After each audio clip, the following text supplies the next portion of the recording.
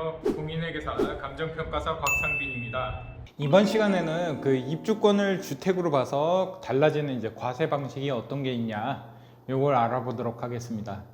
이 재건축 재개발 사업에서 발생한 입주권을 이제 권리로 생각하는 경우가 많죠. 근데 세법은 이걸 주택으로 봐가지고 과세를 판단하고 있습니다. 예를 들어 가지고요, 1주택과 1입주권이 있는 상태에서 주택을 양도하면 우리 상식적으로는 입주권은 주택이 아니다 이렇게 생각할 수 있잖아요. 근데 이제 1세대 1주택 비과세를 적용받을 수 있을 것 같지만 이제 입주권도 주택에 해당되기 때문에 이 비과세를 적용받을 수가 없다는 거, 요거 좀 알아두셔야 됩니다. 그러면 어떤 입주권이 이런 규제의 대상이 될까요? 이 세법에서 앞에서 언급한 바와 같이 이 규제하는 입주권을 이제 도시 주거환경정비법, 그리고 빈집 소규모 주택 정비에 관한 특례법상의 것으로 이제 한정을 하고 있습니다. 결국엔 입주권도 이제 그 법에서 열거하고 있는 입주권이 아니면 이제 이런 제재를 받지는 않는다는 거죠. 그래서 이 법률에 적용을 받지 않는 지역조합이나 직장조합 등의 이제 입주권과 일반 분양자들이 당첨으로 받은 분양권, 그리고 수용 방식에 의한 특별 분양권은 기존 주택의 비과세나 과세 판단에 영향을 미치지 않습니다. 그렇다면 이제 상황별 입주권 비과세 요건을 한번 따져보죠. 바뀐 규정이 어떻게 세금에 영향을 줄지 한번 생각해 봅시다. 일단 입주권이 주택으로 간주되기 때문에 기존의 주택이 있다면 과세 방식이 종전과 다르게 변할 겁니다. 여기서 한 가지 유의할 점은 입주권이 주택으로 간주되더라도 입주권에 대해서는 원칙적으로 종전과 같이 과세가 된다는 점이죠.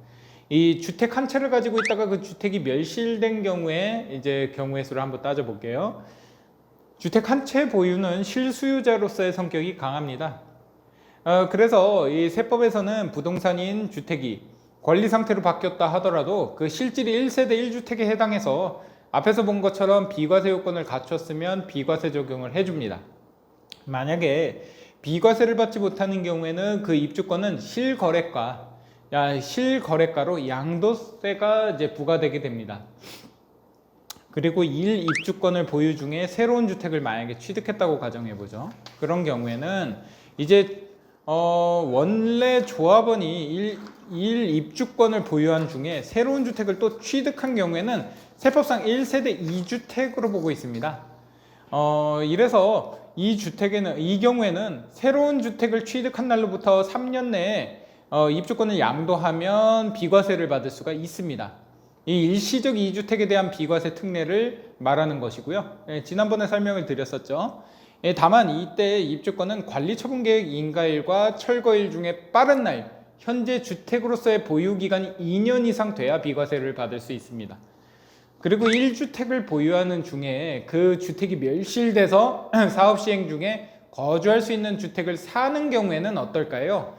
이때도 특례가 적용되겠죠. 이러한 상황이라면 이 취득의 불가피성이 있죠. 따라서 다음과 같은 조건을 모두 충족한 조건이 3개예요. 그 대체주택을 양도하면 비과세를 적용받을 수 있습니다. 우선 첫 번째 조건은요, 사업시행 인가일 이후에 대체주택을 취득하고 그곳에서 1년 이상 거주해야 됩니다. 그리고 이 두 번째 조건으로 재건축주택 완공 전 또는 완공 후에 2년 내에 그 대체주택을 양도해야 됩니다. 그리고 세 번째 조건으로 재건축주택 완공 후에 2년 이내에 재건축주택으로 세대 전원이 이사를 하고 그곳에서 1년 이상 거주해야 됩니다. 이 세 가지 조건을 충족해야 비과세 특례를 받을 수 있습니다. 자, 이번 시간에는 입주권 주택으로 봐서 이 입주권이 이제 1주택으로 보잖아요. 이때 어떻게 과세가 되는지 알아봤습니다. 다음 시간에는 이제 입주권에 관해서 조금 더 구체적인 사례를 갖고 여러분들에게 설명을 드리도록 하겠습니다. 오늘은 여기까지 하겠습니다. 감사합니다.